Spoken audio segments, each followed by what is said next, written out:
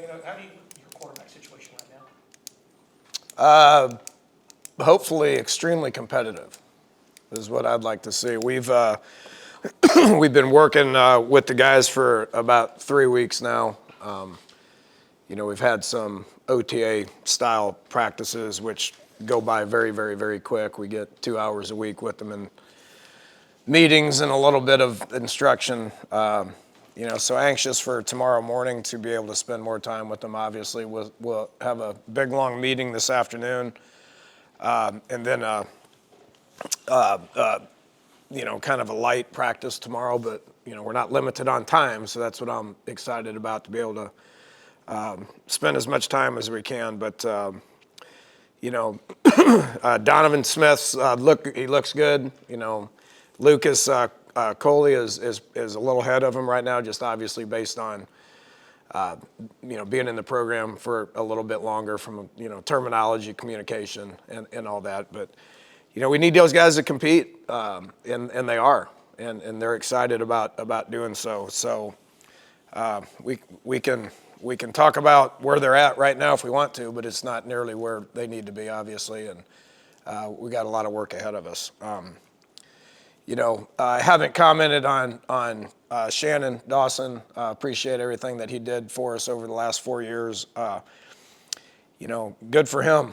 Got him a good job, man. And I'm happy for him. He was with me at West Virginia and left and was a coordinator on his own for a couple of years. I think he's learned a lot over the last 10 years, and the last 4 years turned into a elite play caller for us. And excited to see him move on, and appreciate everything that he's done. I'm happy for him. I'm happy for him and his family. How that affects us doesn't really affect us at all, okay? So I think if it would have really jammed us up, he probably wouldn't have done it, because he's got some pretty strong connections to our program. But Mike Burchett's ready to take that next step. He's been with me for, 10, 12 years, and has pretty much been coordinating the game plan for the last several years. So he'll continue to do that, and then obviously be the quarterback coach as well. So I've been involved in the offense. I think everybody understands my past, and I will continue to be involved in the offense. And we're going to move forward, and excited about that. We did hire a couple of new offensive guys. Jordan Sulkin is going to come in to really replace what Birch was kind of doing from an analyst perspective.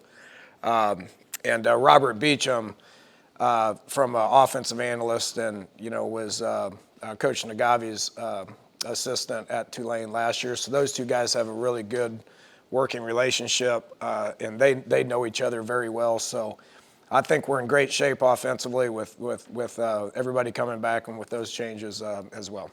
Dana, when you numbers on the quarterback, Dana, are you okay? We have slated for 4. Okay, so we have one coming in June. Okay, but so we still have room for one. So if one becomes available that we want to put into our program, then we will. I'm not going to put somebody in our program that I don't think fits. But we'll look and see what that looks like in April. We all know the portal's opening back up April 15th, and we have a couple of weeks to visit people and to bring in one. So I have one available. That's just what the numbers tell me. Every position group has a number attached to it. And if we're at that number, we can't bring anybody in. If we're not at that number, then we can bring somebody in. And then that quarterback room, just do the math, there's one available. JD, you had a question? Dana, just with the staff stuff, when you hired Nagavi, he was listed as co-offensive coordinator, obviously with Shannon Lee. Does he keep that title? Yeah. Or how do you do the coordinator now? Yeah, co-coordinator, run game coordinator, to me it's the same. He's a voice in that room that is going to be listened to, okay? So, I think the biggest question, what everybody's going to have, is who's going to call the plays, right? I think that's pretty much it. Well, I've done that for 20 years. So, I can do that fine. I turned it over to Shannon because he was ready to do it. I can go back towards doing it. Birch is still going to be up top, given information that he's been doing for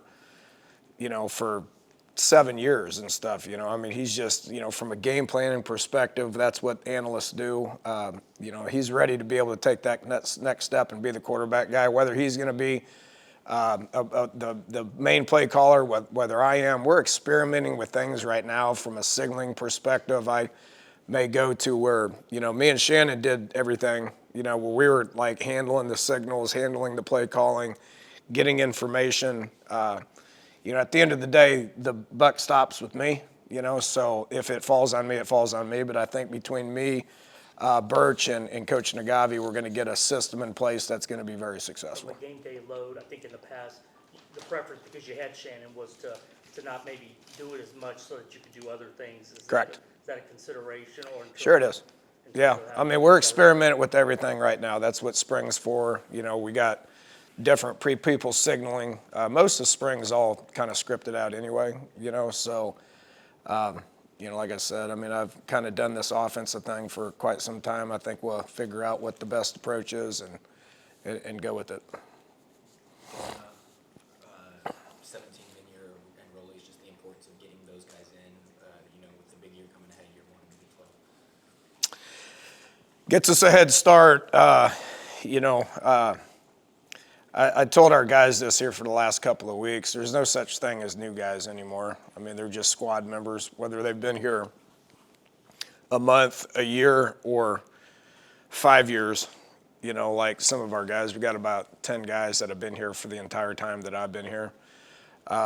There's no such thing as new guys, because there's new guys are always going to exist. In the world that we live in now with the transfer portal, one-time transfer exceptions, you know, new people are going to exist. I mean, you know, having 17 new ones right now is good, and it's exciting, and we can coach them, and we can catch them up and get them to figure out how things are done here, from, you know, how we practice to how we lift to how our off season is to what academics looks like to what the culture is, and, you know, lot to catch them up on, right? So, you know, and then the portal opens up. Now, what that looks like, I don't know, because we've never experienced anything like this. What I do know this, we're scheduled to have 20 new guys join us in June, 20 more new guys join us in June. Now, does that number 20 go to 22 to 25 to 30? I don't know, it might.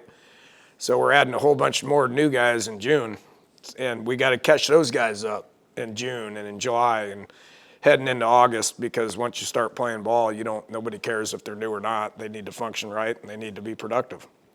So, you know, this is step one, you know, and then we'll enter step 2 phase in June and catch those new guys up as well. Dana, how is Alton looking, and what does having him back do for you guys as far as being able to you know, play the way you want to? Yeah, he's back. He's not cleared. I mean, you won't be seeing him out there in spring very much. You know, we're going to obviously be cautious with him, and, you know, there's a mental aspect to coming back off of a knee. There's a physical aspect to coming off of a knee, you know. So he's out there, he's running around, looks good. He's 6'2", 210, you know, and he's got presence, obviously. And so we're excited about him coming back. We're anxious to, you know, dump reps into him. What exactly those reps look like, I think we're all kind of trying to figure that out at this point, you know. So the key is to get him 100% for August and get him in a good frame of mind to get him back to where he was a year ago. Hey, Coach, I had the pleasure talking to your starting center last season. Talked about pre-snap, what he's looking for, post-snap, and I was just really impressed with how well he was taught. When you're looking at your coaching staff, what goes into strong teachers, and then even just you guys as staff bonding together and so much time together in film and stuff, you have to have a good camaraderie. So when you're building a coaching staff, what kind of things go into that? Strong teaching, camaraderie within yourselves? Well, it's a vague question, you know. Sorry. But I know. But, you know, the thing about where we're at as a program, which I'm excited about, you know, going into year 5, the continuity that exists here is pretty strong. Okay, now there's always going to be change, you know, and my job is to evaluate everybody, you know, from, you know, our operations department to, the recruiting department, which has grown to 7 people, the strength and conditioning department, which is, upwards of about 8 people when you add nutrition, and stuff into that. Offensive staff, defensive staff, special team staff. I mean, there's a whole lot of evaluations going on every single year, okay? And so what was right for our team a year ago or 5 years ago when I first got here doesn't necessarily mean that it's right for our team year 5 going into the Big 12, which we're all excited about, okay? So just like I get evaluated every single year, everybody gets evaluated every single year. And, it's just what the profession is. And I'm excited about what our coaching staff looks like right now. I think we have good continuity on defense and a plan with what we want to do. Even though there was a couple of changes offensively, we have good continuity on offense, and we got a plan of what it needs to look like. Our strength and conditioning department's probably as stable as anywhere in the country. I don't know if, we did add one. Dave Underwood, we added him. Had one guy move on to go back home to Louisville, who did a good job for us. But we've got good continuity in that as well. So I look for what the best fits are. And just take the 2 offensive changes that I made. Coach Nagavi's got good, strong ties here in the city of Houston. What he did at Tulane last year was extremely impressive. I've had my eye on him for a couple of years. Just his past of, Katy High School and McNeese State and, Louisiana Monroe. He spent 1 year at Georgia State, 1 year at Tulane, and made a difference. And so I think he'll make a difference with us here. And Mike Burchett's a guy that's been here, done that, ready for that next step, and so he was the right guy for the job at the right time. You'd be amazed at how many phone calls I got for those 2 jobs. And we basically didn't interview quarterback coach because we had it, and we interviewed one O-line coach who blew us away because we kind of knew that that's where we were going to go. So a lot goes into building a staff, and I guess the bottom line is I think we got good continuity here, but I'm not scared of change as well. Can I ask you a lighter, easier question maybe? I was a teacher for almost 20 years, and I loved, right for the school year, meeting with my coworkers, my men. It got me excited about the year, thinking that there were things I was going to focus on. When you're starting spring camp and you met with the other coaches, what are some things that get you excited about this spring camp? Every team is different, and this is the beginning stages of trying to figure out who your team is. What happened last year, what happened the year before, I mean, nobody cares, okay? Every year is different. And, you wipe the slate clean at the beginning of the year and you start building your team. And there's different phases, like I've talked about. I mean, we just had 3 weeks of the hunt, which was a very, very, very challenging 3 weeks physically and mentally for our team. We broke them down pretty good, and they handled it pretty good. Our culture is a hard-working culture, okay? And you'd be amazed of, like, some of the new coaches coming in, watching how we work in the off season. They're blown away with how hard our team works, and we're very proud of that. Now, that doesn't mean we're going to be good, because you got to do a whole lot of other stuff. There's just a whole lot more that goes into it, okay? And we're going to start working on that tomorrow from a football perspective, and building the staff the right way, building the roster the right way, working hard. All that's been done. Now it goes into football for 5 weeks, and then you hit the reset button, and then you figure out what your team looks like June 1st. And so, I'm excited about that process right now with where we're at. Dana, your wide receiver room underwent some change in the offseason, added some guys, but obviously no Tank. Can you kind of size up where you are numbers-wise, how you like, what you got in the offseason and sort of building that group back up? It's hard not to be excited about that group. DeKeel Shorts has done an incredible job of recruiting that room. We got good, solid guys coming back. Matt Golden, Manjack, Sam Brown, those guys played a lot for us last year. Peyton Sawyer played a good bit for us last year. You added guys like Stephon Johnson, who is pretty highly touted kid out of Dallas that did some good things at Oklahoma State. Josh Cobbs, San Antonio kid that had great production at Wyoming. and then C.J. Nelson, and then you got the Jacoby Banks, who's here, and then I'm not going to keep talking about the ones who signed, but the ones who signed are some guys I think some people are pretty excited about. So there's no Tank, and we love Tank, and can't wait to watch him get drafted high. Wish him well. But we got a lot of good ones coming back, and we're excited about coaching the heck out of that group. Just piggybacking off of that, it is NFL Combine Week.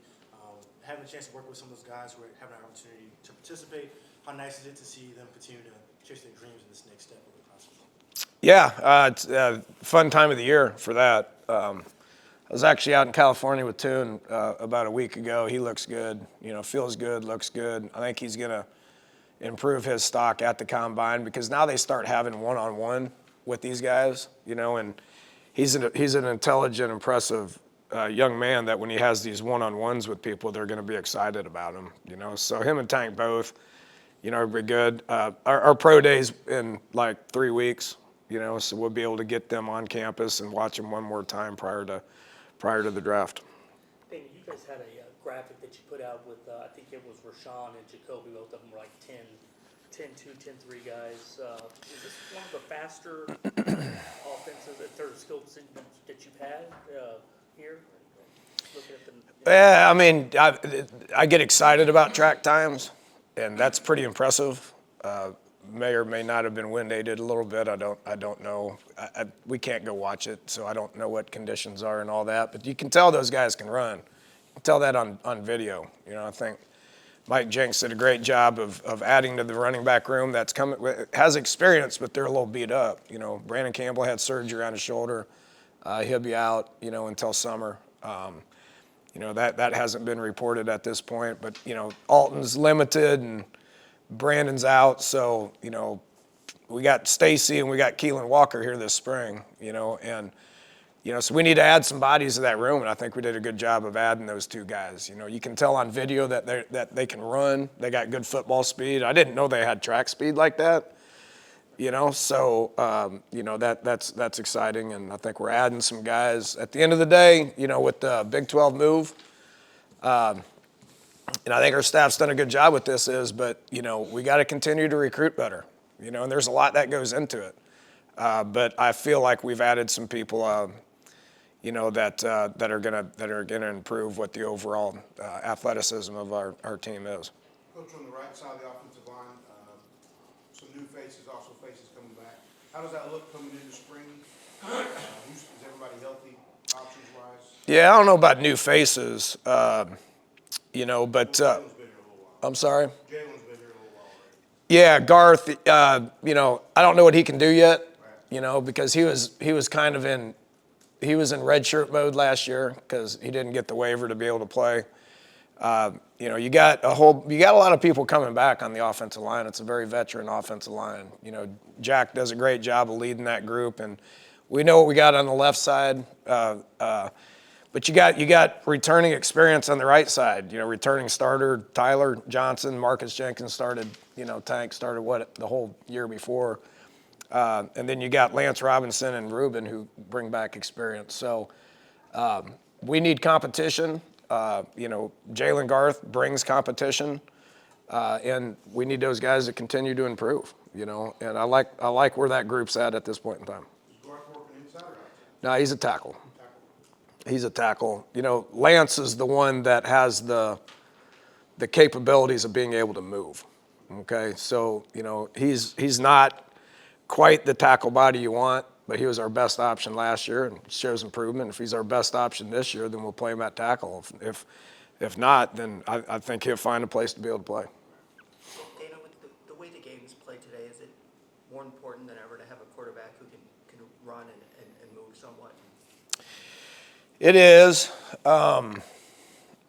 It is. And I thought Toon did a good job of that. You look at Toon and you think pocket quarterback, but his running was exceptional. The trick is just don't run them to the point to where they take beatings. I mean, those running backs get beat up because of what we ask them to do. I mean, they're pass protecting, they're getting tough yards, and you start doing that with your quarterbacks, you're gonna lose them. And there's a lot of people out there and a lot of teams across the country that probably run their quarterbacks too much, which is why they get to number 2 and number 3. So there's, yes, a time and a place for it, keeping things alive in the pass game, being able to get tough yards in the run game is very, very important, but there's a fine line between doing that too much and doing it when you have to.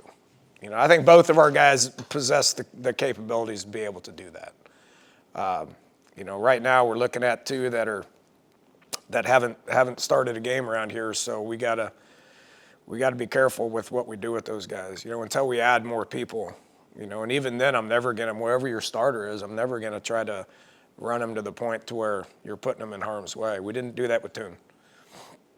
In the linebacker room, Malik's obviously a guy you got coming back with a lot of experience. A lot of other bodies in there. Can you maybe help us sort that out a bit and how they shake out? It's too early to do that. There's a lot of bodies right there. Traylon Payne's not gonna go through spring. He showed a lot of promise as a freshman. He's got his shoulder that we fixed. Probably in December. He didn't play in the bowl game either. But he's a guy that's when he's back, he's gonna be in the mix right there. There's too many of them to talk about. We are moving Hip down into the box. He's been the boundary safety for the last couple of years, but he's getting bigger, and we're going to move him down, much like we did Deontay Anderson, which worked out very good for him, just to get him a little closer to the line of scrimmage. How that works, I don't know. We got to coach him up. You got a couple of new guys in there, and then some guys that have experience, and we got to coach them, and they got to compete. And we'll see how that shakes out. You intrigued by having David off the edge, or Yes, very much so. I mean, that's why David's here. He was OU's second leading tackler at the second level. But he wants to be a rush guy. Okay, so we're happy to have him. He's got a load of experience. He's logged a lot of snaps and he's played a lot of ball in the Big 12. Watching him and C's compete in these off-season agility drills and all that is fun to watch. We lost some pretty good production at end, as we all know. Okay, but Zy Strong, is a different looking human being. He got eligible for the bowl game, and so he played in the bowl game, and like his snaps look a little different than some of the other guys because he's 6'6" and 250 pounds and can run. And then C's and then having David, is good. So, we need some guys to step in at that position. I definitely think he's a guy that can. David, kind of an outside the box question. The residual positive effects of your men's basketball team, number 1 team in the country, like this. What are some thoughts about that, Dana? Oh man, you can't begin to describe or explain what that's done for our university. So much respect for Coach Sampson and his program, and I go to as many games as I can. I'm going to catch the last one on Thursday night, maybe get into some tournament stuff after that.